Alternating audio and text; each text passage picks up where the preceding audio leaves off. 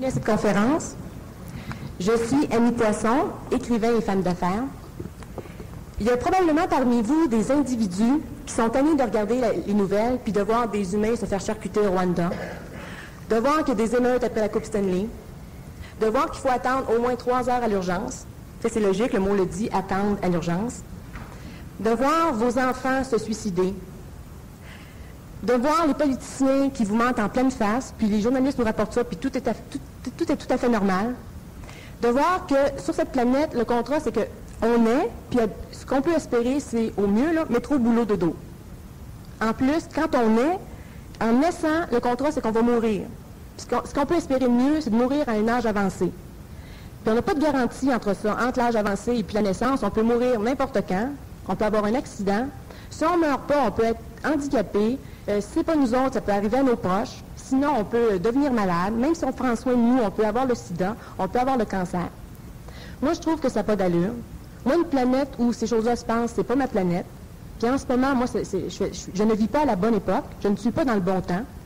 Puis je fais partie d'un groupe d'individus qui sont comme moi, qui eux aussi ne sont pas dans le bon temps. C'est le groupe des chefs.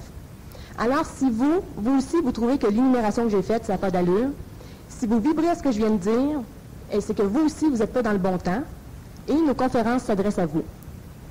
Le titre de la conférence de ce soir, c'est « Quelle sera la prochaine révolution? » Bonsoir, je suis François Martel, éducateur physique et homme d'affaires. Bonsoir, je suis Michel Lacerte, policier et homme d'affaires. Bonsoir, Daniel. Daniel. Bonsoir.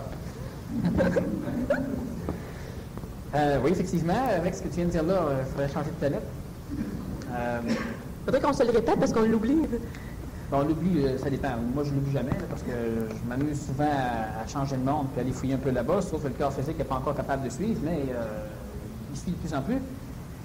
Pour les personnes qui sont ici pour la première fois ou qui ne viennent pas souvent, c'est important de comprendre que ce que je dis ce soir, ou ce que les autres personnes vont dire aussi, ce n'est pas de l'autorité suprême, c'est-à-dire que ça s'adresse à un type de conscience, ça s'adresse à des personnes qui sont capables de supporter ou d'absorber différentes visions nouvelles ou différentes visions du monde.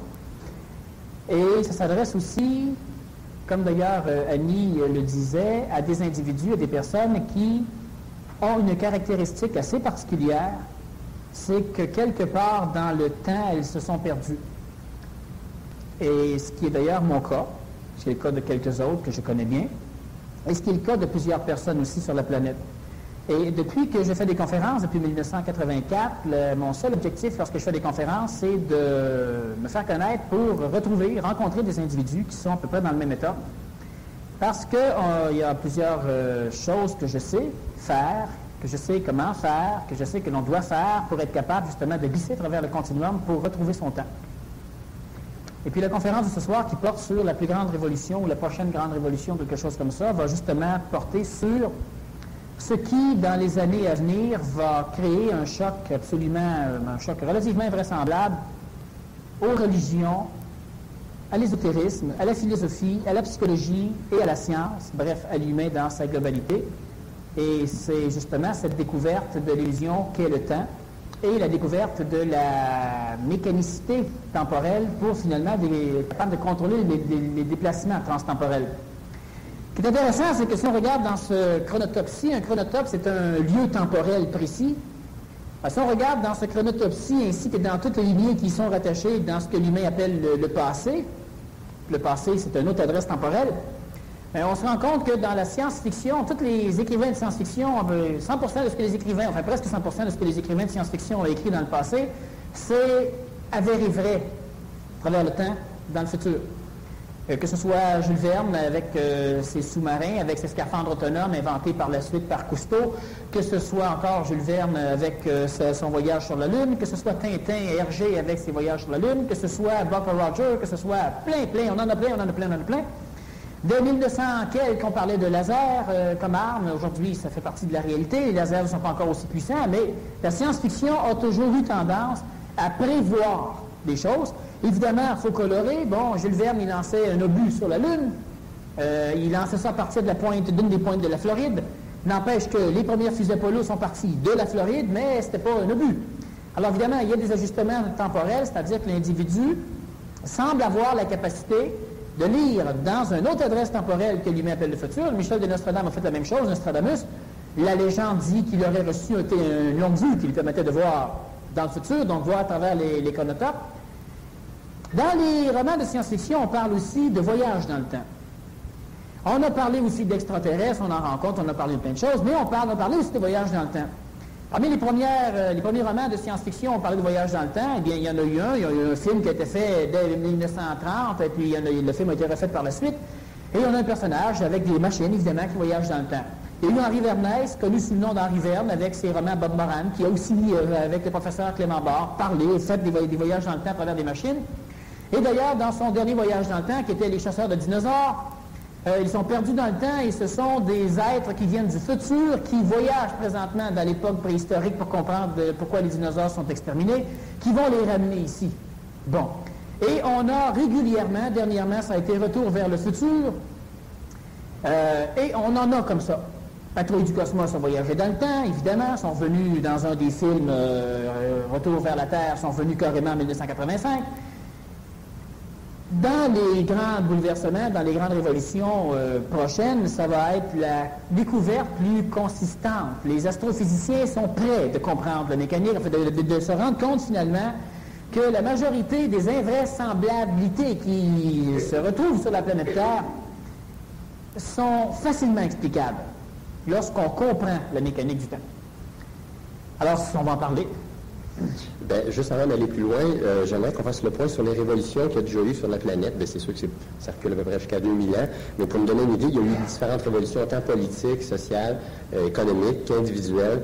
Alors, il y a eu les premiers chrétiens suite au passage du Nazaréen, la Révolution française en 1789.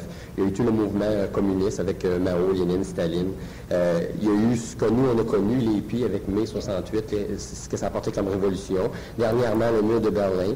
La Révolution tranquille ici au Québec, la révolution industrielle dans les pays industrialisés, justement, qui le sont devenus par après, les mouvements des sciences avec Pasteur, les nouvelles médecines, les nouvelles sciences qu'il a apportées. Ensuite, plus loin, découverte de l'Amérique, découverte aussi que la Terre était ronde, ce qui à l'époque était assez révolutionnaire. Et plus près de nous maintenant, il y a eu l'ère des communications, la technologie, et on arrive maintenant, on parle d'autoroute des communications, on parlait de ça cette semaine dans la presse. On vit beaucoup aussi au niveau social, les médecines douces et les mouvements de croissance personnelle. Il y a eu, plus individuellement parlant, il y a eu Nazaréen qui a commencé, bon, il a parlé de lui pas du supramental, mais il a parlé d'énergie, je ne me souviens plus comment il disait ça exactement, de l'Esprit Saint, bon, c'est ça. Ensuite, Aurobindo en a parlé sous le forme de supramental. Ça s'est approché de nous avec Krishnamurti, avec Bernard de Montréal, Daniel, bon. Dans toutes ces révolutions-là, qui sont très différentes, il y a eu des constantes, c'est-à-dire que souvent, ça s'est passé d'une façon très rapide. Il y a eu une gestation, et tout d'un coup, bang, un coup qui fait que il y a un bouleversement. Alors, on vient parler du temps. Est-ce que la constance, c'est que les personnes qui amenaient ces bouleversements-là, ces changements-là, ces révolutions-là, finalement, étaient pas dans le bon chronotope, puis amenaient un peu la planète avec eux, faisaient changer les choses, amener plus près de leur temps à eux? Est-ce que ça pourrait être une explication? Oui et non. Bon, alors ici, j'ai dessiné quelque chose. Je vais essayer de vous représenter un peu ce que tu viens de dire là. On va en reparler. On a des personnages extraordinaires à un moment donné qui vont venir. Prenons l'exemple de la grande âme. Tu connais? Oui. C'est qui? Mahatma Gandhi. Voilà. Le Mahatma, la grande âme. Alors, le Mahatma Gandhi, c'est bien, c'est bien. Non, mais quelqu'un qui était spirituel comme toi devait au moins connaître le Mahatma Gandhi. Le Mahatma Gandhi a-t-il révolutionné l'Inde? Ben oui. En tout cas, oui, parce que son passage a laissé des traces, sauf qu'aujourd'hui, est-ce qu'ils sont mieux pour ça? Je ne le sais pas. Non. Donc, le Mahatma Gandhi n'a pas révolutionné l'Inde. Mais si on regarde le Nazaréen, si on regarde le Nazaréen, Jésus-Christ. Oui, mais il n'y a rien changé non plus. Il y a une religion complète qui est partie par la suite.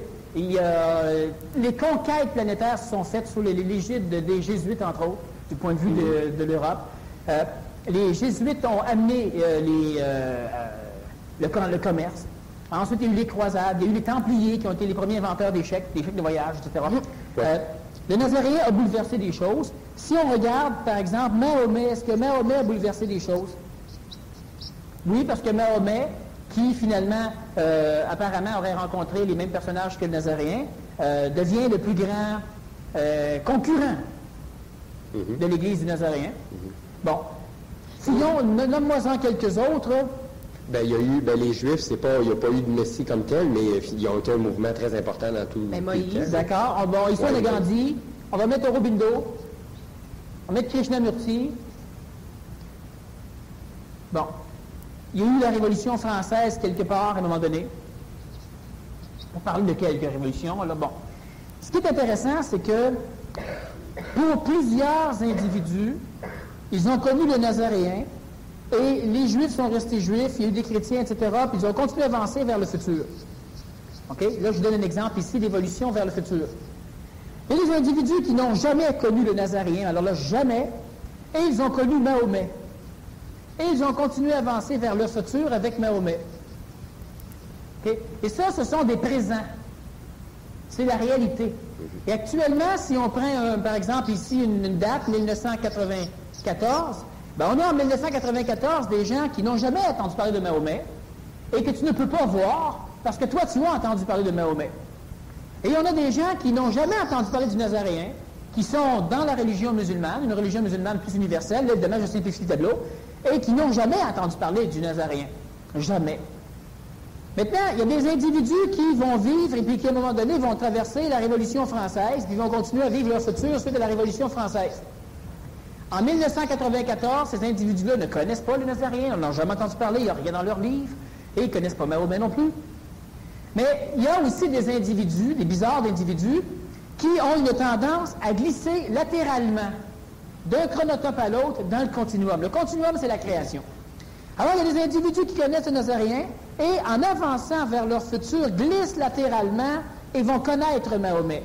Vont glisser latéralement et vont connaître la Révolution française. Vont glisser latéralement et vont connaître le Mahatma Gandhi. Mais les gens qui ont connu le Mahatma Gandhi, qui ne glissent pas, vont continuer, par exemple, ici, les gens, notre peuple, à nous, qui glissons latéralement, on connaît le Mahatma Gandhi, on va continuer, on va découvrir Aurobindo.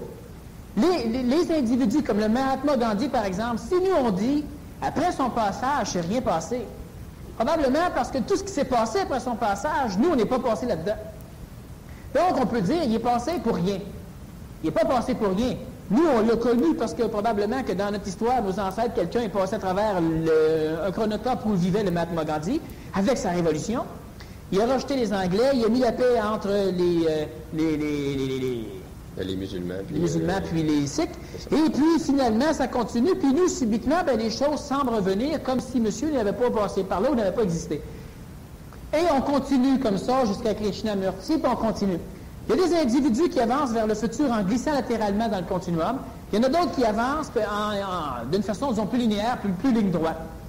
Mais là, ce qu'il faut comprendre, c'est que en glissant latéralement dans le continuum, parce qu'il y a la majorité des individus qui présentement habitent la même planète que moi, okay? Donc les gens qui sont ici, puis les gens qu'on voit au Rwanda mourir, puis les gens qui sont partout sur la planète Terre, mais en glissant comme ça dans le continuum, ça crée c'est perceptible, notre glissement dans le continuum. En théorie, on devrait dire, si on glisse comme ça, il devrait y avoir des façons de le détecter. Les façons de le détecter, c'est que tu es dans un continuum, on va dire par exemple ici, où toute cette mécanique-là ici, tout ce temps-là complet jusqu'ici, inclut par exemple, à travers différentes mécaniques, la Deuxième Guerre mondiale, inclut la construction du mur de Berlin et sa consolidation vers le futur. Parce que nous glissons dans le continuum, à un moment donné, on touche un chronotope où le mur de Berlin, c'est pas aussi solide. Et on glisse, puis on touche un chronotope où le mur de Berlin n'existe presque pas. Et on touche un chronotope où il n'existe pas. Et nécessairement, dans notre mémoire et dans notre historique d'évolution, on a eu un mur de Berlin, mais subitement, il se défait, pas comme prévu. On ne peut pas contrôler, les politiciens ne peuvent pas contrôler et son maintien et sa destruction, parce que ceux qui glissent latéralement à travers le continuum sont assujettis à une loi qu'on appelle le hasard, actuellement, mais beaucoup plus puissante que le hasard ici. Les prophètes ont prophétisé. Et ce qu'ils ont prophétisé arrive. Et pour nous autres qui glissons latéralement dans le continuum, peut-être 3, 4, 10 des prophéties semblent arriver. Les autres arrivent presque, démantelés un petit peu, puis les autres n'arrivent jamais. Mais nous, on glisse latéralement, ce qui fait qu'on fuit, on change sans arrêt de chronotope, ce qui fait qu'on ne peut pas être dedans. OK. Pour voir si on suit bien, là, ça veut dire, par exemple, quelqu'un qui a connu le Nazaréen puis s'est pas mis à glisser dans un chronotope différent, pour lui, ça a changé tout son monde, même en 94. Même chose pour Mahomet. Il a été sauvé par le Nazaréen. OK. Ça veut dire que, prendre l'exemple du mur de Berlin, ça veut dire que pour nous, il est démoli, puis pour d'autres, dans d'autres chronotopes ou d'autres adresses temporelles, le mur de Berlin est encore là, puis on pourrait dire que le communisme est encore plus puissant qu'il l'était avant la destruction du mur. Bon. Nostradamus, en regardant dans le futur, prévoit qu'il va y avoir une troisième guerre mondiale. Il prévoit que, pendant cette troisième guerre mondiale, l'URSS va être démantelée et les Russes vont s'associer aux États-Unis d'Amérique pour éliminer l'ennemi majeur. Mais notre URSS est déjà démolie. Le communisme est déjà en train de planter. On n'a toujours pas eu de troisième guerre mondiale. Alors, dans une certaine vision linéaire de l'écoulement du temps, on va dire qu'on reporte dans le futur, on crée une élasticité temporelle, on est capable, par notre conscientisation, par les découvertes de l'humanité, par des individus qui ont de l'allure sur la planète Terre, de reporter dans le temps.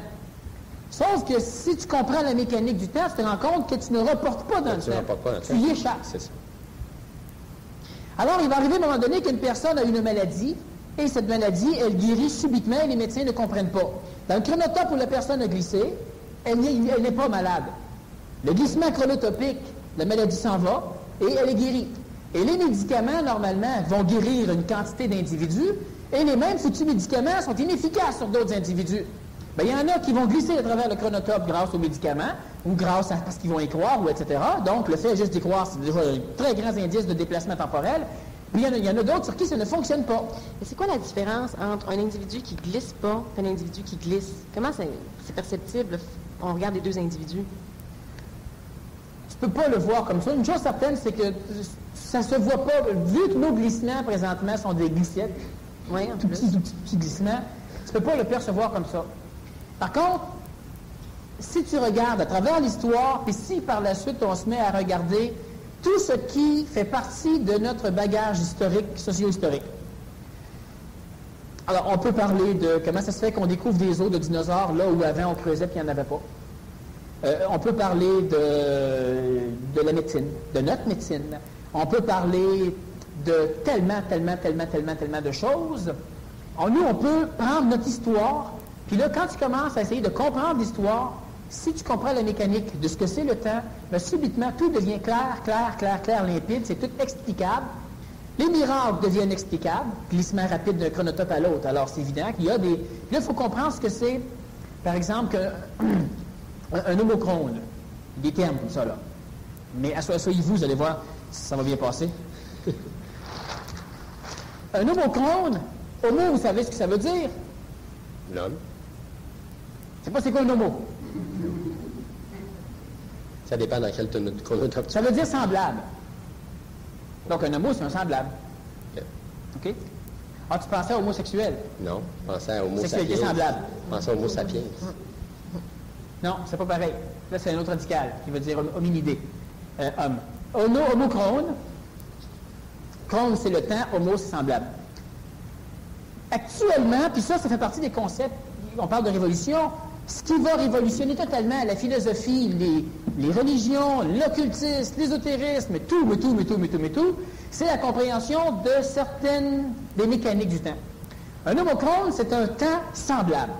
Mais un temps semblable, il faut comprendre qu'actuellement, il y a, et on parle d'illusion. Les ancêtres ont dit des choses, à un moment donné, tout est illusion. Oui, c'est vrai. Mais savez-vous que présentement, vous êtes assis sur des images. Et ces images-là peuvent changer. Et si quelqu'un arrive à la faire changer, ça va être un tour de magie, ça va être un magicien, ça va être un sorcier, ça va être un miracle, ça va être des choses du genre. L'être humain, quand il rêve, quand il dort, voyage plus facilement à travers différents homochrones, donc à travers différents chronotopes. Un homochrone, c'est un temps semblable. Un temps semblable, ça veut dire que tout est identique à ce qu'il y a ici, sauf que le rideau, il est légèrement reculé. Vous voyez, je ne peux pas aller dans ce homochrone-là, alors il n'est pas reculé, lui. Bon, mais comprenez-le. Dans un autre homochrone, légèrement à côté, le rideau, il est un micron, un atome, un espace d'atome plus par en arrière. Puis alors, un homochrone, c'est un temps semblable. Ça veut dire que je peux avoir exactement la même mère, le même père, les mêmes amis, la même situation professionnelle, exactement les mêmes choses, mais pas de carré. Alors, ce qui va arriver à un moment donné, c'est que je peux, par différentes mécaniques, si elles sont contrôlées, faire apparaître mes dents, faire repousser mes dents. Mais rien n'a paru. Mais est-ce que tu peux... Je fais juste glisser dans un homochrone, alors le reste semblable, mais il y a des choses qui vont paraître. Mais est-ce que tu peux continuer à fréquenter, par exemple, ta mère, pour qui c'est impossible que des dents repoussent? La mère, dans l'homochrone où mes dents vont être là, va aussi progressivement être capable de s'adapter. Parce que ma mère existe dans tous les homochrones, puis moi, je vais lentement m'en aller dans un homochrone où mon corps a toutes ses dents. Et où tu changes de mère, qui est... Change de mère, mais je ne le sais pas. Finalement. Mais elle te connaît, elle t'a mis au monde, elle se rappelle de 100% tout ce qu'elle a à se rappeler. Mais il y a à peu près 1000 mères qui existent. Ah, pas peu. S'il y a 1000 homochrones, mais comme il y en a une infinité dans le sens, une infinité. Okay? Pas dans le sens infiniment ou astronomiquement. Je parle d'infini.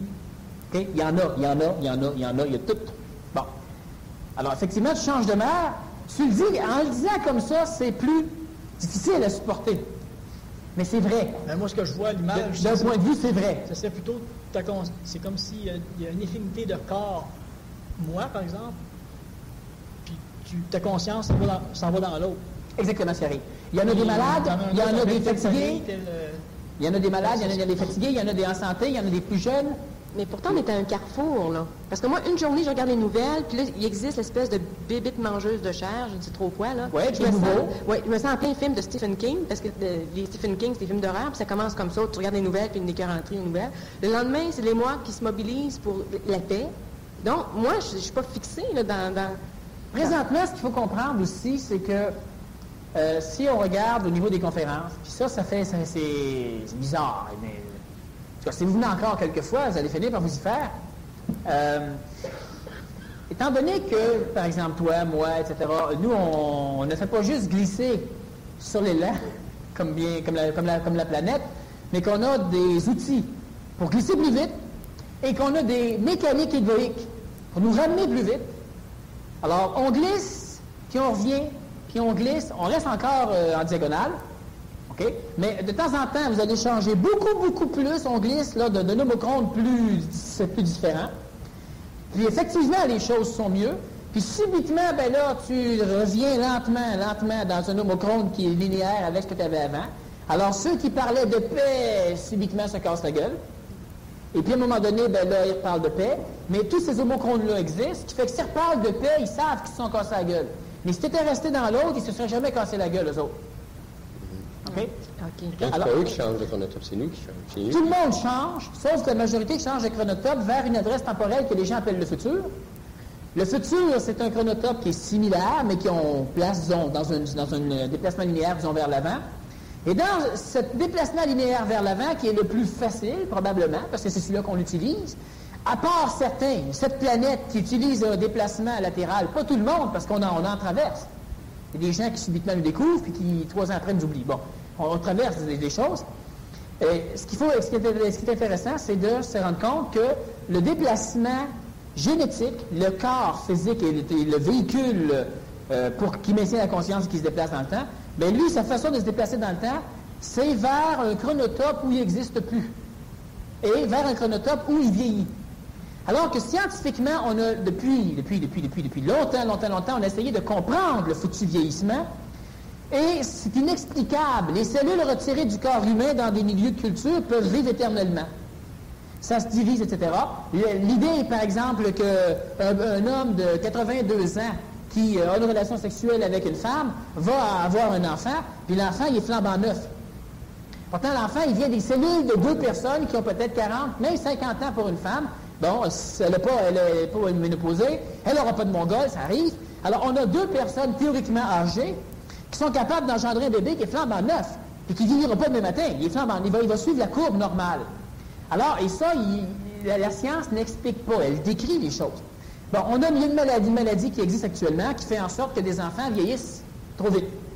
Alors, on a des enfants qui, à l'âge de 9 ou 10 ans, meurent à l'âge physique, biologique de 75, 80, 90 ans. Et ils ont le cœur usé, le foie usé, tout le corps est usé, la peau est usée, ils ont flétri, ont perdu leurs cheveux bien avant moi, et ils meurent. Et c'est une maladie qui est effectivement le syndrome du vieillissement accéléré. Et ça confronte les médecins à se rendre compte, à devoir admettre que le vieillissement ne fait pas partie de la nature. Mais on le constate tout le temps, mais on ne l'explique pas. Bien, il y a des chronotopes où tu es déjà vieux. Il y a des personnes qui sont jeunes.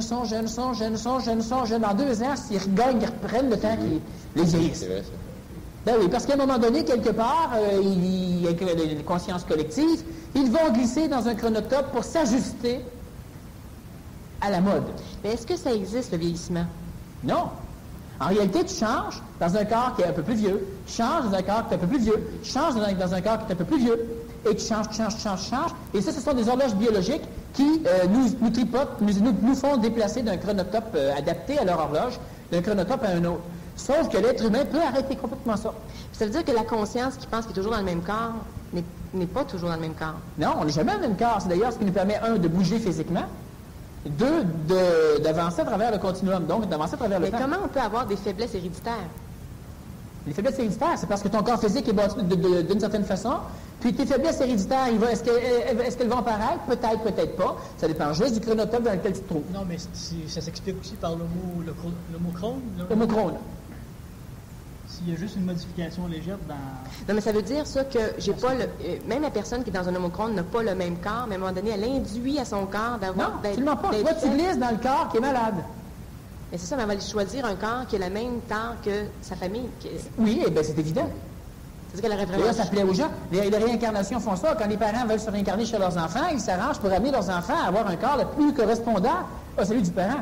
Et c'est ce qui, normalement, va faire en sorte que, progressivement, en glissant inconsciemment, tu vas finir par avoir les mêmes maladies que ton père ou ta mère avait. D'ailleurs, tu vas même avoir les mêmes habitudes qu'eux autres, et finalement, les mêmes façons de parler, les mêmes façons de tenir qu'eux autres. Mais ça, on parle donc d'homochrone. Et quand l'humain va comprendre qu'effectivement, le temps, c'est quelque chose qui est infini, sur tous les azimuts en même temps, donc il existe une infinité de présents actuels au milliardième de seconde, là, et instantanément présents. Infinité. Mais il existe aussi une infinité de futur, une infinité de passé, et on peut voyager de paquet d'autres façons. Bon, et ça fait en sorte que là, l'humain qui voyage, qui contrôle le phénomène temporel, au départ qu'il le comprend, va, cesser carrément de vieillir, parce qu'il va simplement glisser latéralement à travers des corps physiques qui ont le même âge. Donc, au lieu d'avancer. Et il y a des corps physiques qui ont le même âge qui progressent dans un néochrone, dans un temps futur. Et tu ne vieillis pas physiquement, parce qu'au lieu de glisser à travers un corps qui vieillit, de suivre le corps au niveau de ta conscience qui, lui, traverse le temps, tu vas procéder par un autre chemin. Et il y a énormément d'autres chemins. Oui, mais si on procède par un autre chemin, est-ce qu'on va être encore dans le déroulement du temps? Tu es toujours dans le déroulement du temps, mais dans le déroulement du temps en fonction de ce que tu veux faire. Bon, on prend un exemple. Le temps psychologique. Vous assistez à quelque chose, puis ça passe lentement. Maudit que c'est long. Pourtant, la montre, elle indique la même heure que tous les autres. Puis s'il y a un imbécile dans la salle qui trouve que le temps passe vite parce que c'est intéressant, bien, ça se trouve que votre heure suit son heure. Oui, c'est ça. Mais l'être humain ne vit pas le temps d'une façon linéaire. Il vit le temps d'une façon quantique. Il est là, pouf, il est là, pouf, il est là, pouf, il est là, pouf, il est là. Et ce qu'il faut comprendre, c'est que quand moi, je me déplace dans une courbure temporelle, donc je prends des corps et je me déplace là-dedans, et mon temps... À un moment donné où il va toujours être 1h de l'après-midi. Ben oui. Puis on va toujours être le 2 février. Oui, puis toutes les choses vont bouger. Mais est-ce qu'on a à arriver là? Est-ce que ce soit comme ça? Non, pas qu'on a. Tu me poses une question. Tu peux, par exemple, faire le tour de la Terre le 8 février 1995. Tu fais le tour de la Terre. Tu pars le 8 février à 12h15, tu reviens le 8 février à 12h15. Mais on peut se rendre compte... Tu fais le tour de la Terre en 25 ans. On se rend compte dans les activités, dans notre vie, que l'action élimine le temps.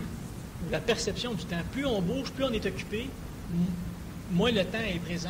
Ça dépend encore des individus. En tout cas, dans les psychologies, des gens que je connais, moi, je remarque que s'ils sont occupés, ah ben, non, c'est pas que je passé, c'est ça. Bon, ça dépend des individus, mais effectivement.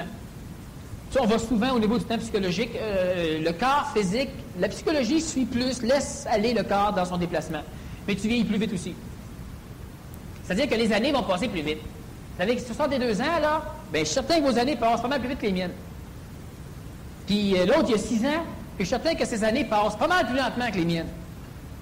Là, on va dire, oui, mais c'est normal, c'est parce qu'en vieillissant, on se rend plus compte. Non, on se compte des histoires, nous autres.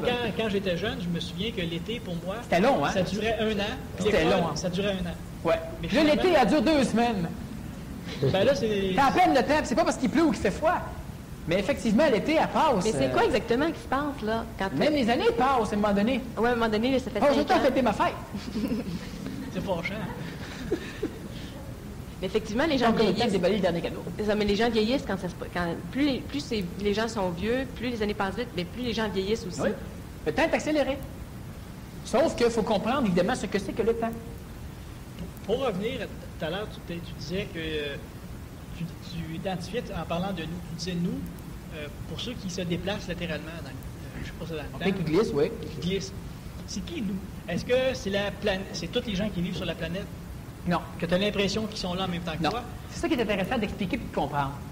Si, par exemple, à un moment donné, des individus disent seuls ceux qui sont dans les témoins de Jéhovah vont être sauvés.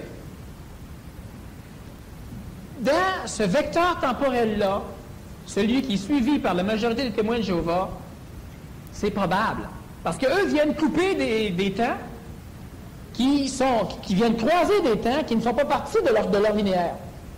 Ça veut dire quoi? Ça veut dire que moi, par exemple, là, je me rends au Pérou, je me rends en Amazonie, ou je vais au Guatemala, bon, et là, je rencontre des indigènes, et quand on parle, etc., mais ils sont doublement pas dans le même temps que moi. Sauf qu'eux autres sont dans un temps, puis moi, je viens croiser. Et qu'est-ce que tu veux dire? Alors, eux autres ne glissent pas dans le même sens que moi.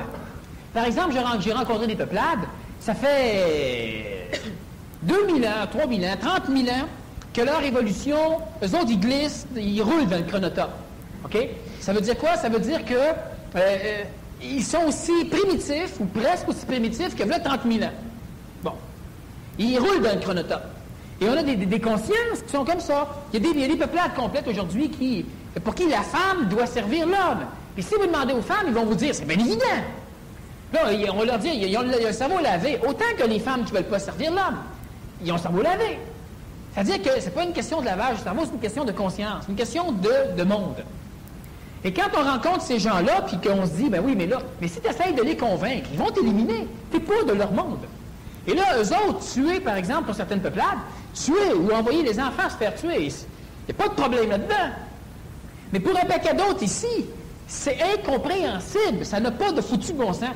Mais comment ça se fait que nous autres, on a une conscience qui exclut totalement ce genre de monde et qu'on vient croiser des gens qui vivent ce genre de monde? Parce que pour l'instant, on les croise beaucoup parce que des affaires qui n'ont pas de bon sens, moi, j'en rencontre toute la journée. Ça veut dire qu'il y a une grande partie du contexte planétaire, OK, qui... Oui, mais justement, toi, c'est pas bien compliqué, hein, d'accord, Michel, J'ai des sourires. Bon, mais n'empêche, tu as raison.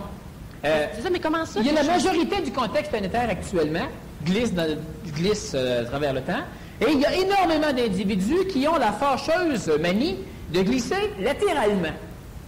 Ces individus-là ne se contentent pas d'une religion, ils ne se contentent pas d'un gouvernement, ils ne se contentent pas d'une laveuse à vaisselle, ils se contentent de finalement rien, parce qu'ils sont toujours en train de glisser. Et en plus, ces individus-là vont finir par avoir une gustation du futur très problématique, parce que qu'est-ce que tu veux faire plus tard?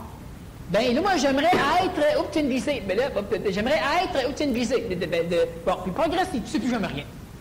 Et il y a des symptômes, par exemple, chez ceux qui glissent latéralement. Un des symptômes, c'est les individus qui connaissent les lois de la réussite, par exemple, les lois du monde des affaires. Ce sont des gens qui ont fait plein d'argent et qui, à un moment donné, se conscientisent, découvrent des choses, puis là, oups, ils se mettent à glisser latéralement le temps. Là, ils commencent à perdre leur fortune, ils commencent à perdre des amis, ils commencent à perdre plein d'affaires. Là, après ça, ils réappliquent leurs lois, ça marche plus. Puis là, ils connaissent tout, ça marche pas. Puis ils s'en vont, puis ça marche pas. Puis là, ils se disent, oui, mais comment ça se fait?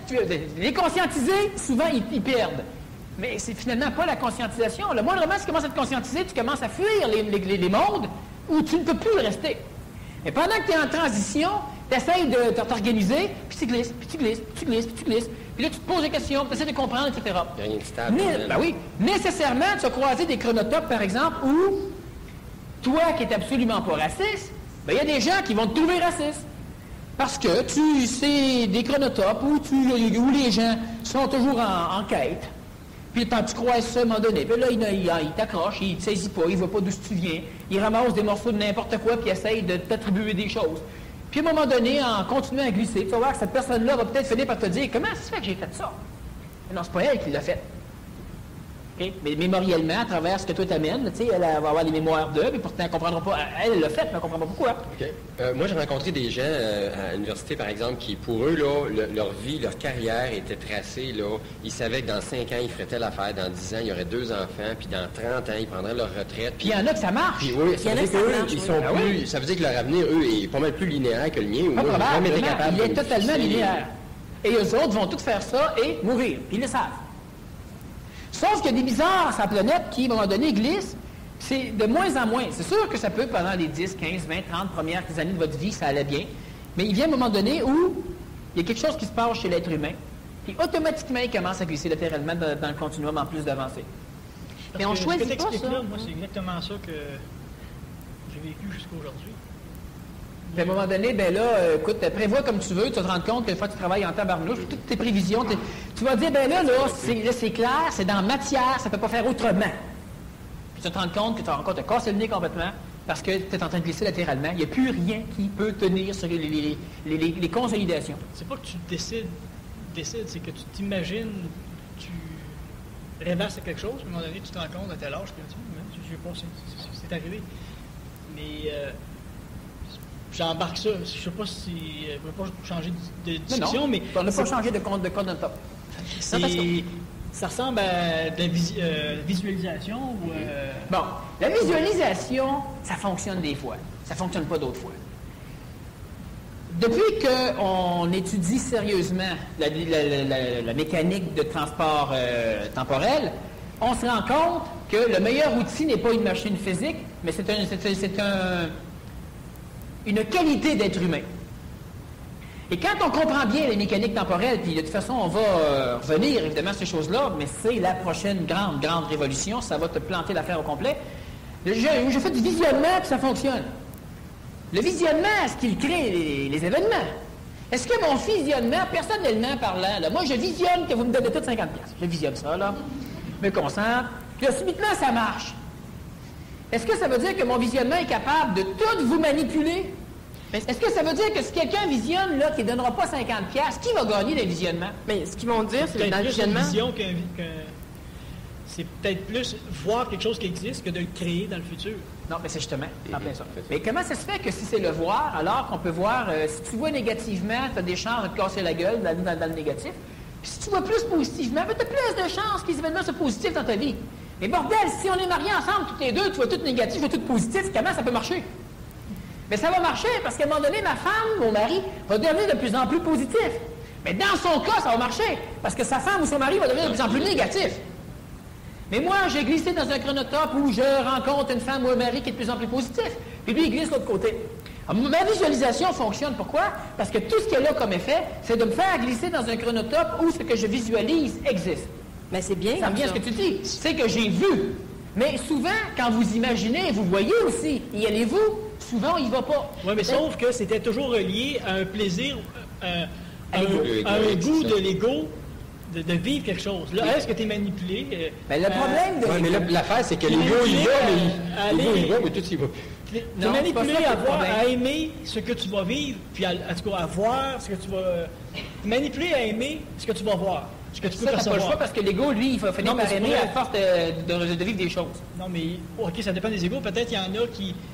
sont négatifs. À cause de la nature humaine, c'est ça que je veux dire. Oui, c'est ça, il y a des natures négatives et positives, peut-être. Oui, c'est ça. À cause de la nature humaine.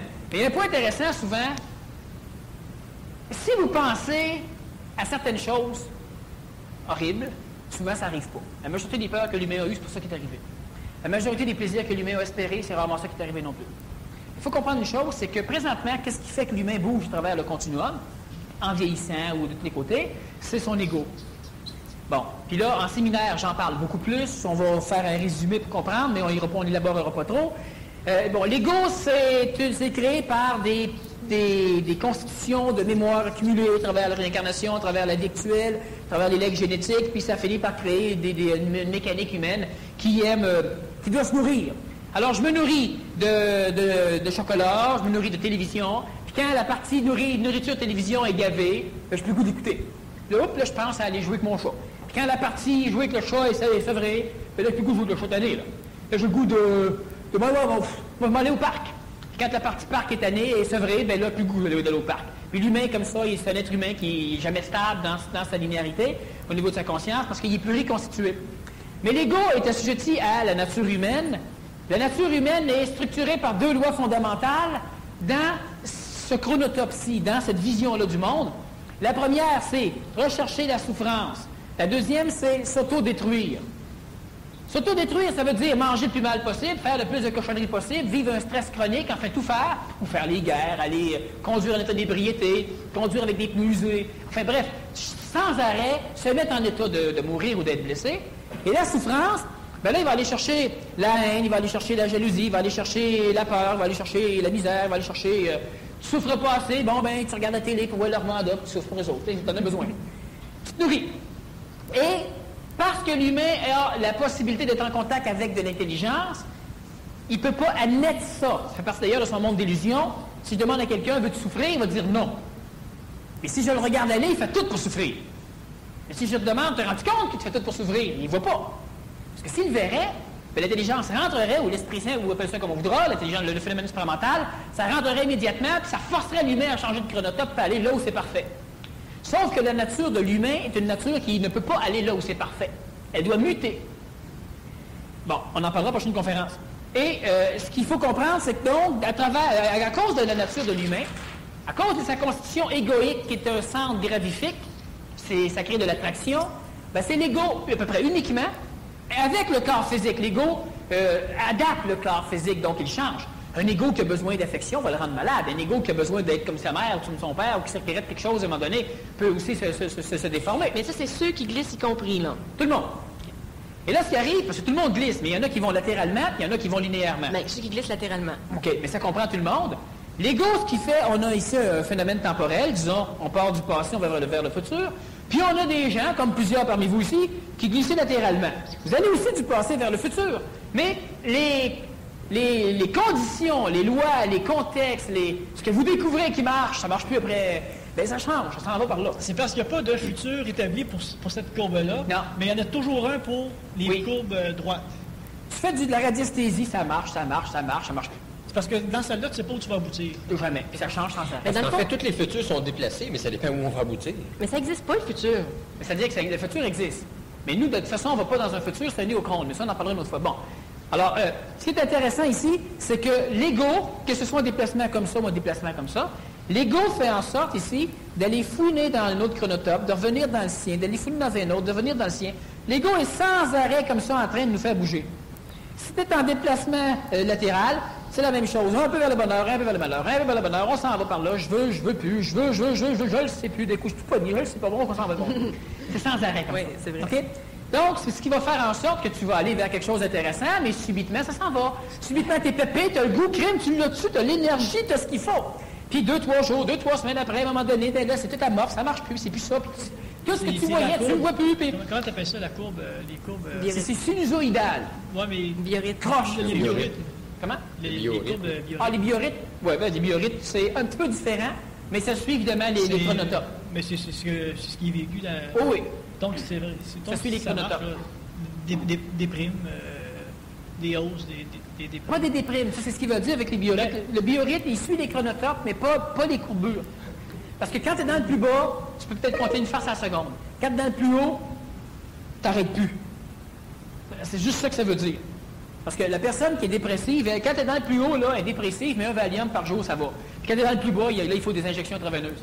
Alors, le biorhythme ne dit pas « t'es pépé, t'es sur le cul, t'es pépé, t'es sur le cul ». Non, mais en tout cas, c'est que physiquement, si tu es mort physiquement, tu es plus accrochable par la déprime. Oui.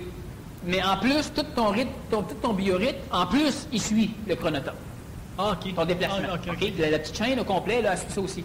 Ça veut dire que tout bouge, hein, tout est... Ah oui, ça, c'est vraiment amusant.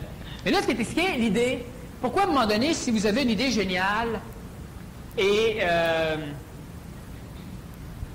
vous y pensez, puis à un moment donné, ça n'arrive pas. Ça, c'est le Qu'est-ce qui n'arrive pas? Ton idée. L'idée ou ben non, Ton la idée, ton idée réalisation, géniale, tu parles? la réalisation, même chose, ça aboutit pas. La seule chose actuellement qui a la capacité de bien contrôler le déplacement chronotopique, le déplacement temporel, c'est l'ego. Bon, mais ça se modifie. Comment tu dis la seule chose qui peut... Actuellement, OK, qui contrôle le déplacement temporel, c'est l'ego. Mais ça se modifie. OK? Bon, on peut muter. Il faut Non, changer ça de peut chose. bien aller tout seul, puis tout de travers. Oui, parce qu'il va en fonction de sa nature et de ses besoins alimentaires, c'est-à-dire de ce qu'il a besoin comme énergie. Alors, si ça fait un bout de temps que c'est pas chicané, il va aller dans un chronotopes ou il peut s'engueuler. Bon, puis l'engueulade ne peut avoir que rien. Il ne s'est rien dit. C'est des mots banals. Puis à un moment donné, c'est la grosse chicane. Après ça, ben là, ils reviennent, puis là, ils s'aiment, puis etc. Mais comment ça se fait? Ils sont même battus, après ça, ils s'aiment. C'est parce qu'ils bougent comme ça. Parce qu'après m'être battu, je t'aime plus. Mais si je reglisse lentement, ben moi, je change. Mes concepts changent. Tu changes. Parce que je m'en viens lentement rechercher quelqu'un, puis là, on se ramasse dans une situation de vie où on s'aime. Attends, ça veut dire qu'une personne qui a de moins en moins d'ego va naturellement glisser dans des... Non, la personne qui a de moins en moins d'ego va faire une chose, normalement, c'est qu'elle va commencer, elle va finir par être en ligne droite. OK? Ou c'est un ego qui n'est mobilisé que par la ligne droite. Mais une personne qui est anégoïque et qui a de l'intelligence, ben, n'ira plus d'aucune de ces façons-là, elle va simplement s'en aller là où l'intelligence va l'amener, parce qu'elle va se créer un autre centre gravifique chez elle qui ne sera plus l'ego. Par anégoïsation, il va y avoir fonte de l'ego. L'humilité des anciens, mais c'est bon, mais... Alors, puis il va être remplacé par un contexte gravifique qui est la conscience. Puis là, c'est elle qui va t'amener, qui va finalement diriger ta vie. Ça veut dire que ça va nous amener à changer de nature aussi, ça. Oui, mais à changer plein de choses. Mais là, ici, ce qui est intéressant, je veux donc en revenir là-dessus, c'est que si vous avez une idée géniale, vous espérez des choses, vous faites des affaires, puis à un moment donné, vous y rêvez, puis vous y pensez, puis vous en parlez, puis à un moment donné, ça ne marche plus. Il y a même en affaires un dicton qui dit que moins tu en parles, plus tu as de chances que ça réussisse. Mais le dicton, il est plus fort. Moins tu vas y penser, plus tu as de chances que ça réussisse. Puis il y a même des sages qui ont dit, quand tu veux quelque chose, pense-le fort, puis oublie-le. Mais il arrive ceci, c'est que si j'y pense, il va venir à un moment donné là, que mon ego, lui, puis l'ego, il voyage dans le temps. L'ego, il est capable de voyager sans amener votre corps physique. Puis quand vous y pensez bien gros, là, vous tripez là-dessus, là. Là, vous êtes déjà en train de voyager dans le chronotope où ça se vit. Et votre corps, il n'a pas suivi. Puis quand vous allez avoir assez goûté, ben vous allez revenir. Et pourquoi ça ne marchera plus? Ben vous n'irez plus. Parce que l'ego est déjà allé, lui. Alors, assez qu'à un moment donné, on va dire à des personnes, écoute, si tu veux la fortune, pense à la pauvreté. L'ego va aller voir la pauvreté, puis tu as plus de chances de diriger vers la fortune. Puis qu'est-ce qui se passe quand c'est l'inverse? C'est-à-dire, donc, les personnes entendent ça, puis ils se disent, ah ben là, je vais penser à la pauvreté, puis ils sont pauvres. Ça marche à merveille. Non, ça marche à merveille. Sauf qu'une petite problématique, c'est la nature de l'humain. Votre nature, elle vous oblige à souffrir, à être malade, à vous anéantir. Alors, si vous pensez au bonheur, ça se peut que de temps en temps, l'ego aille juste voir dans ce monde-là ce qui se passe. Puis comme il va revenir, ça va juste vous désillusionner un petit peu. Donc, vous amenez à souffrir, ce qui est d'ailleurs son but. Et si vous voulez souffrir, ben, il y a des fortes chances qu'ils disent, bon, ben enfin, il veut. Là, on se garage dans la souffrance.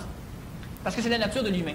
Ça, c'est une chose qui est difficile à comprendre souvent parce que ça fait partie de l'émancipation de la conscience humaine. De découvrir qu'effectivement, l'être humain aime vivre dans la misère. Il aime souffrir, il aime être malade, il aime mourir. L'être humain aime ça. Puis quand on pose la question à l'être humain, il nous répond toujours non. Puis quand tu regardes ce qu'il fait, il fait tout pour ça. Puis quand je parle de nature humaine, tu résumes bien bref, mais quand je parle de nature humaine à l'autodestruction, par exemple, c'est facile. Si vous savez ce qu'il faut faire pour votre santé, si vous savez ce que vous devriez cesser de faire, qui vous abîme la santé, vous allez voir que pour faire les choses pas correctes, ça ne prend aucun effort, mais pour faire les choses correctes, ça va prendre de l'effort. Parce que là, c'est contre nature. OK? Ça, c'est clair, c'est pas une question de « Bon, je mange du sucre, comment ça se fait que tout ce qui est mauvais, j'aime ça? » Mais c'est normal, c'est mauvais. Ta nature, ton corps est bâti pour apprécier. Mais ce qui est bon pour votre santé, ce qui va vous empêcher de vieillir, ce qui va vous rajeunir, ce qui va vous mettre en santé, le goût, c'est pas évident. Parce que, ben non, c'est contre nature. Ensuite, si vous devez vous relaxer, mais ça peut même aller jusqu'à vous énerver, vous relaxer. C'est contre nature. Bon, alors c'est facile de... C'est vrai qu'au début, quelqu'un qui pratique la technique Menfi, qui est vraiment jamais fait de yoga ou aucune technique de relaxation, il va venir stresser. Oui. Puis la majorité des médecins, par exemple, qui vont s'occuper des malades chroniques, ils savent une chose. Quand le malade commence à approcher de la guérison, ben, le malade, il ne vient plus. il prend plus de médicaments, ou il fait plus les exercices, ou il fait plus ci, ou il met plus l'orthèse, il revient malade. Mais c'est la nature de l'humain. Alors, on va par exemple expliquer aux gens de mettre des condoms dans les relations sexuelles. On a encore un grand nombre qui n'en mettront pas. Pourquoi? Parce que, Christy, peut-être qu'ils peuvent attraper des maladies. Mais moi, j'ai Mais même... si on leur demande, ils vont dire non, on instant, jamais de la vie. Puis là, il y a un paquet de rationalisation pour camoufler la nature. Bon, il faut que tu te brosses les dents, il faut que tu ne manges pas de sucre, etc., etc. Regardez ce qu'on vend à nos enfants. Hein? Regardez ce qu'on leur vend. C'est ta fête. Tiens, un petit gâteau, du chocolat. Tu sais, c'est la fête des amoureux, je t'aime, du chocolat. Puis tu es. Bon. Mais c'est la nature humaine. Puis dans votre conscience, vous allez dire, c'est pas ça que je veux faire. Ça, je suis d'accord. Mais justement, est-ce que votre conscience mène votre vie? Mais d'après ce qu'on a vu là, non. Là, non, totalement non. C'est ça. Pas d'après le point de vue, d'après constate ta vie. Tout ce que tu veux, c'est ça que tu as. Mais non, C'est actuellement, un non. mélange absolument abracadabra de... Parce que moi, je sens les deux. Je sens de temps en temps l'ego tire d'un bord, puis de temps en temps, l'ego suit, puis c'est d'autres choses qui attirent. Puis là, Parce qu'il y a mutation, il y a là, je suis en train... conscientisation. C'est ça, je vais te parler, puis je vais être relax, alors je suis tout à fait surprise de ça. Tu sais, ça, je le sens. Peut-être que, oups, ça peut revenir un peu. Mais donc, il y a une démarche à faire pour glisser latéralement correctement. Plus glisser latéralement, mais aller dans le temps là où on va dans le temps. Mais il y a... Mais il y a une mais c'est ça, mais la démarche, c'est... Parce que pour l'instant, moi, je contrôle pas, là. Non, parce que tu as trop d'ego. Mais il y a une différence entre avoir ce qu'on veut. Moi, ce que je pense, c'est qu'on n'a jamais ce qu'on veut tout de suite parce qu'on est toujours impatient. Si on pense à quelque chose, on veut l'avoir tout de suite. Mais je pense qu'on peut l'avoir à long terme. Puis quand on l'a, ça revient un peu à ce que tu disais tout à l'heure, c'est le penser fort puis l'oublier. Puis tu l'oublies tellement que quand tu l'as, ça ne te dérange plus de l'avoir. Non, puis des fois, c'est même plus ça que tu veux. Bon, ça peut arriver ça aussi. Mais ça, c'est Parce parce que qu'on l'ego d'avoir peut un- toujours avoir autre chose, c'est toujours tout de suite, ça presse tout le temps. Oui, puis l'affaire qu'il y a, c'est que ton ego, lui, après, pourquoi cette mécanique-là? C'est la mécanique est basée sur la recherche de la misère et de la souffrance. Donc, au départ, c'est correct. Parce que si tu es capable de voir une chose, de penser une chose, de la voir belle et bonne et intelligente, bien, automatiquement, elle est là. Ça, c'est si tu glisses à travers le continuum. Le Nazaréen, avec ses miracles, c'est pas compliqué. Il y a des places qui ont juste un pain, un poisson. Il y a des places qui en ont, sont en train de mourir à tout feu en dessous. Puis lui, il s'est déplacé entre les deux. Alors, pour tout ça, à qui? Parce que lui, ce qui est arrivé, c'est qu'il a amené son monde. Il a dit, on se déplace la gang. Fait que tu prends du poisson, là, il y avait un panier. Du pain, du poisson. Bon. Tu fouilles dans mon panier à pain, tu fouilles, tout plein. Ben oui, parce qu'il tourne. Tu fouilles. Quand il revient, il est en complet. Mais personne n'a pris. C'est pas ça. C'est que la façon dont tu glisses dans le continuum, tu vas aller chercher. Il n'y a aucun problème. Mais, tu vois, mais lui, il a pu déplacer du monde qui n'avait pas une conscience de ça du tout, là. Non, mais on a fait des voyages temporels. On en a déplacé du monde qui n'a rien à faire là-dedans. On a même déplacé des arbres. Ouais, mais le monde, si on fait une comparaison, il y avait quand même pas mal plus d'affaires là-dedans que la gang... Pas les arbres. Puis il a même déplacé quelqu'un- sa plateforme. Son plateau. Si quelqu'un a faim, il y a une raison, il y a un motif Non, je d'être. sais, mais je veux dire, Oui, vibratoirement, parce que il était les pas- gens étaient attirés par le Nazaréen, puis lui, il se déplaçait. Donc le monde était bien content. Puis quand les gens ont mangé, ben là, il reprend sa boucle. Tout est parfait, mais les continuums sont tous changés. Mais comme quoi, c'est facile de se déplacer si un gars... Ben oui, c'est facile. Ça dit que c'est facile. Ça se fait facilement. Maintenant, faisons-le. Comment le faire, c'est ça? Ah, tu Ça, disais- on commence à savoir. Ouais, ben c'est ça. Tu disais tantôt, on a trop d'ego pour pouvoir le faire présentement. C'est ça qui bloque la mécanique. C'est-à-dire que tu peux le faire, comme par exemple, il y a des personnes qui ont fait des voyages dans le temps, puis ils se sont rendus compte que le moindrement qu'ils veulent revenir, tout ce qu'ils ont à faire, c'est de passer à quelque chose de chronotopsie, puis ils sont revenus dessus. C'est ça. Ah, c'est une très bonne technique. Tu voyages dans le temps, tu te ramasses à l'époque des dinosaures, les dinosaures qui attaquent, fait que tu dis, maman, tu es revenu dessus. Mais t'espères pour toi qu'elle n'a pas changé de... Tu y penses. Mais évidemment, il ne faut pas que tu amènes le dinosaure avec toi. tu sais. On pourrait pas faire la même chose, penser à quelque chose pour qu'on aille là au lieu de... Oui, mais c'est l'ego présentement qui domine. Tant que l'ego n'a pas été suffisamment égoïsé, tant qu'il n'y a pas suffisamment de mutation au niveau de la conscience de l'humain, au niveau de son corps physique, le déplacement temporel est impossible. D'ailleurs, on va prochaine conférence va porter sur justement la mutation versus le déplacement temporel. Parce que, regardez ceci. Vous voulez parfait. L'avez-vous? Non. Puis moi, je répète souvent que pour la majorité des êtres humains, sinon pour la totalité, votre vie est une insulte à votre intelligence. Puis ça, c'est simplement parce que l'intelligence ne contrôle rien. Rien. Juste la guerre entre votre conscience puis l'autre bébé de bord qui dit « mange pas ça », puis « oui, non, mange, j'en donne », et puis « deux, oui, non ». C'est pas. Ça, c'est parce que vous glissez. Et bon, puis de l'autre, sans arrêt. Puis là, ben là, t'es en dissonance cognitive complète et totale. Puis normalement, ben, vu que c'est l'ego qui l'emporte, ben, c'est bien rare qu'on va se ramasser. Si vous avez bien souffrir, vous allez être capable de jeûner. Vous allez facilement. Vous allez souffrir. Vous allez être capable de vous priver de ceci, de volonté. Ah, mais ça ne sera pas le bon chronotope quand même, parce que ça va être de l'ascétisme, ça va être au C'est-à-dire que prix tu de- restes dans le même genre de monde, en changeant de chronotope comme ça de temps en temps, mais dans le même genre de monde qui est basé sur les lois de la misère, de la souffrance, de la C'est destruction. la grosse discipline, là, que ça te demande beaucoup d'énergie à maintenir, c'est pas ça non plus. Non. Puis c'est, comme on l'expliquait à un moment donné, Dieu, dans son infinie bonté, quand il a créé le homard, il s'est dit, les homards, on leur met des pinces pour qu'ils puissent manger, puis qu'ils puissent se battre. Je sais pas pourquoi il a pensé des fois à faire la guerre. Après ça, il s'est dit, quand le homard, à un moment donné, s'il se bat, puis il perd une pince, pauvre homard. Fait qu'on l'a organisé pour que ça repousse. Les homards, les pinces, ça repousse. Après ça, il a créé l'homme puis la femme. Puis là, il s'est dit, si un jour on perd un bras, ben écoute, tant pis pour elle. Elle s'arrangera. Ben, c'est ça. Mais ça, Attendra à l'an 2000, on y mettra une prothèse. puis ça, est-ce que la science est capable de voir comment ça pousse une pince de homard? Non. Ça se peut pas. Mais c'est comme des cheveux. Ça se peut pas. Ben, Pour la science, là, c'est simple. c'est que- C'est pas un bon exemple, là. Non, on glisse trop vite, là. Mais du vent pas mal, toi, tu glisses pas fort. non, mais ça a déjà poussé. Mais c'est ça, sauf que. Ça se peut pas. Donc, tu dis que la prochaine révolution, C'est cette découverte-là pour ça, l'ensemble de. planétaire, on va dire. Hum? Planétaire, on C'est va ça, il faut qu'il y ait un certain nombre de personnes qui puissent avoir Planétairement, accès à oui, mais ça, ce qui là. va se passer probablement, c'est qu'il va y avoir probablement plusieurs individus qui, à un moment donné, vont voyager suffisamment clairement à travers les continuums pour pouvoir venir bouleverser suffisamment l'endroit, le point de jonction où ils vont passer. OK? Ce qui va laisser des preuves très, très, très tangibles de cette mécanique-là. Et ça va permettre à un paquet de gens, d'ailleurs, la prochaine grosse révolution, c'est probablement, c'est tout un ensemble, si on y va par étapes, là, ça va être évidemment la conscientisation progressive de la mécanique du temps, donc de l'illusion, de ce que c'est qu'un spectrochrone, par exemple, c'est une image, et on peut changer d'image, sauf que nos égos s'y attachent à nos maudites formes, puis on continue à les voir. Bon. Ça, c'est compris notre corps, ça. Même chose. Même chose. Et puis, par la suite, ce qui va arriver, c'est qu'il va y avoir un soubresaut majeur de gens qui vont se rendre compte qu'ils ne sont pas dans le bon chronotope et qui vont se grouper. Eux autres, potentiel d'énergie, potentiel de conscientisation, observation, recherche en groupe, c'est plus facile parce que la meilleure façon de voir si j'ai de l'ego, c'est être avec des gens qui ont de l'allure. Parce que mon ego va me cacher mon ego, mais les gens qui ont de l'allure, ils vont être capables de voir des choses pour qu'on peut s'entraider. La révolution, il va y avoir effectivement un amoncellement d'individus capables de voyager à travers le temps par la langue, par la suite des choses. Puis ça va faire en sorte que ça va remettre en question toutes les explications connues actuellement dans ce chronotopsie sur à peu près tout. Fait que tu vas savoir comment guérir, pourquoi ça marche pas, puis pourquoi tout. On va jouer dans l'illusion. Et on va la mettre plus belle. OK, alors on va prendre une pause avant de sortir à l'extérieur. À l'extérieur, il y a des gens justement qui sont disponibles pour répondre à vos questions pour, entre autres, le séminaire de Daniel Kem qui aura lieu le 27 et 28 août. Il y a aussi une journée spéciale qu'on organise, une journée PMC à Montebello. C'est ouvert et aux PM6, donc ceux qui sont dans le cours par correspondance du PMC, et aussi ceux qui ne connaissent pas du tout le PMC, qui est une journée aussi en même temps pour vous introduire à ce que c'est